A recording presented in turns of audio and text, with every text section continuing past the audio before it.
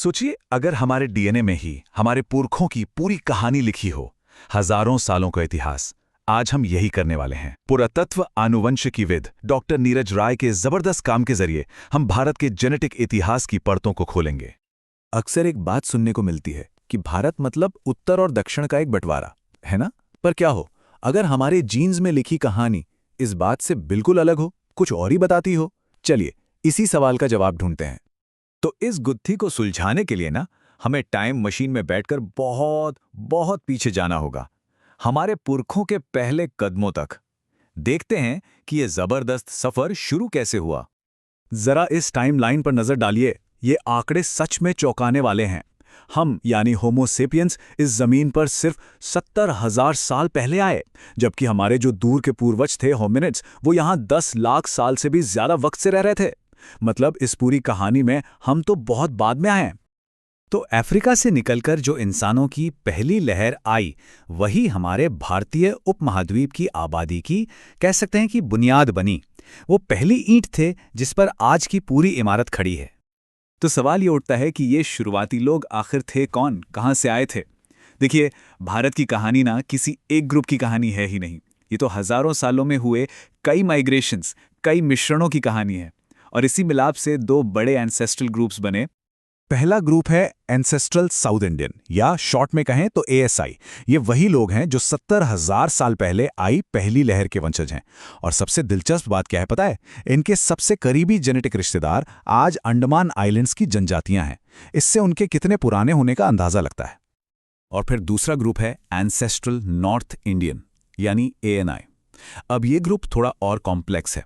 ये यहाँ के लोकल लोगों और बाद में पश्चिम से आए प्रवासियों का एक मिक्सचर था। इसमें ईरान से आए किसान और दूसरे कई ग्रुप शामिल थे। और देखिए, सबसे जरूरी बात यही है, एएनआई और एएसआई कोई दो अलग थलग ग्रुप्स नहीं थे जो एक दूसरे से दूर रहें। नहीं, बल्कि उनमें जबरदस्त मिक्सिंग हुई और इसी मिक्सिंग से वो जेनेटिक बनावट तैयार हुई जो आज पूरे भारत में फैली हुई है। ये नंबर, बस ये एक नंबर ही पूरी कहानी बयां कर देता है। 95%। चाहे कोई उत्तर में हो या दक्षिण में, लगभग हर भारतीय का डीएनए 95% एक जैसा है। जो फर्क हमें दिखता है ना, वो बहुत ही सतही है। जेनेटिक तौर पर देखा जाए तो हम सब एक ही बहुत बड़े मिले जुले परिवार का हिस्सा हैं। तो फिर ये सवाल मन में आता है कि अगर हम सब जेनेटिकली इतने मिलते जुलते हैं, तो समाज में ये बंटवारे आए कहाँ से?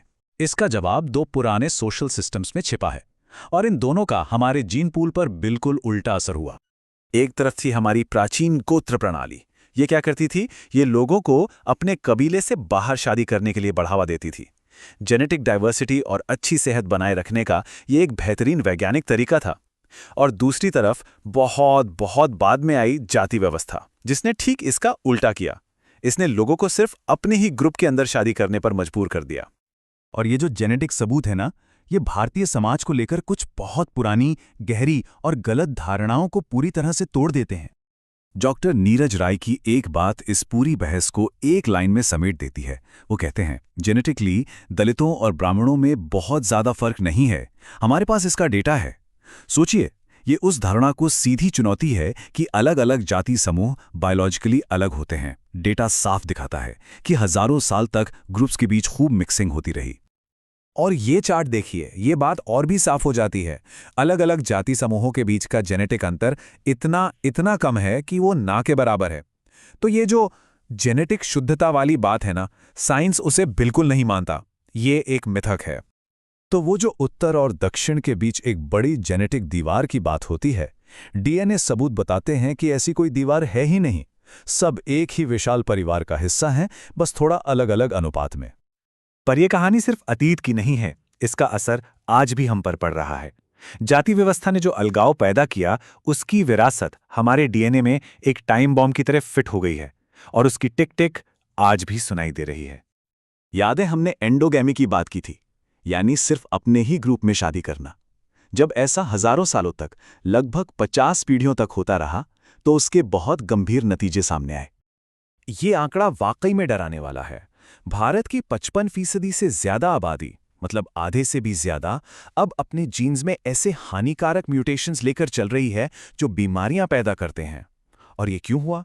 क्योंकि जब नई जेनेटिक वैरायटी आनी बंद हो गई तो ये खतरनाक म्यूटेशंस एक ही ग्रुप में इकट्ठा होते चले गए। और ये सिर्फ किताबों की बातें नहीं है, ये एक बहुत बड़ा पब्लिक हेल्थ संकट बन चुका है। इसकी वजह से दुर्लभ जेनेटिक बीमारियों का खतरा बढ़ रहा है, इनफर्टिलिटी के मामले बढ़ रहे हैं और इन सब का बोझ हमारे हेल्थ केयर सिस्टम पर पड़ रहा है। ये सिर्फ भारत में नहीं, दुनिया में जहां भी एंडोगैमस ग्रुप्स हैं, जैसे फिनलैंड या अश्केनाज़ी जूज, वहां भी यही पैटर्न दिखता है। तो आखिर में साइंस हमें क्या बता रहा है? यही कि बंटवारे के तमाम कहानियों के बावजूद भारत की असल कहानी मिलाप की है, एकता की है। हमारा साझा अतीत हमारे जीन्स में लिखा है। अब सवाल बस ये है कि इस सच्चाई को जानकर हम अपने भविष्य की कहानी क्या लिखेंगे।